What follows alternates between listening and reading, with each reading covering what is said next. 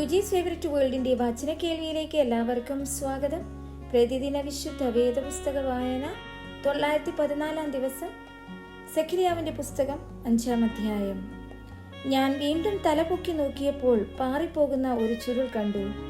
അവൻ എന്നോട്, നീ എന്ത് കാണുന്നു എന്ന് ചോദിച്ചതിന്, പാറിപ്പോകുന്ന ഒരു ചുരുൾ ഞാൻ കാണുന്നു, അതിന് 20 മുഴം നീളവും 10 മുഴം വീതിയുമുണ്ട് എന്ന് ഞാൻ ഉത്തരം പറഞ്ഞു.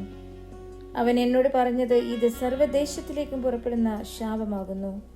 മോഷ്ടിക്കുന്നവനൊക്കെയും അതുപോലെ ഇവിടെ നിന്ന് പാറിപ്പോകും, സത്യം ചെയ്യുന്നവനൊക്കെയും അതുപോലെ ഇവിടെ നിന്ന് പാറിപ്പോകും. ഞാൻ അതിനെ പുറപ്പെടുവിച്ചിട്ട് അത് കള്ളന്റെ വീട്ടിലേക്കും എൻ്റെ നാമത്തിൽ കള്ളസത്യം ചെയ്യുന്നവന്റെ വീട്ടിലേക്കും ചെല്ലും.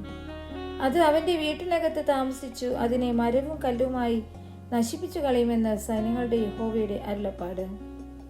അനന്തരം എന്നോട് സംസാരിക്കുന്ന ദൂതൻ പുറത്തു വന്നു എന്നോട്, നീ തലപൊക്കി പുറപ്പെടുന്നത് എന്താകുന്നെന്ന് നോക്കുക എന്ന് പറഞ്ഞു. അതെന്തെന്ന് ഞാൻ ചോദിച്ചതിന്, പുറപ്പെടുന്നതായ ഒരു ഏഫ എന്ന് അവൻ പറഞ്ഞു. അത് സർവ്വദേശത്തിലുമുള്ള അവരുടെ അകൃത്യമെന്നും അവൻ പറഞ്ഞു. പിന്നെ ഞാൻ വട്ടത്തിലുള്ള ഒരു ഈയപ്പലക പൊങ്ങിപ്പോകുന്നതും അവിടെ ഏഫയുടെ നടുവിൽ ഒരു സ്ത്രീ ഇരിക്കുന്നതും കണ്ടു.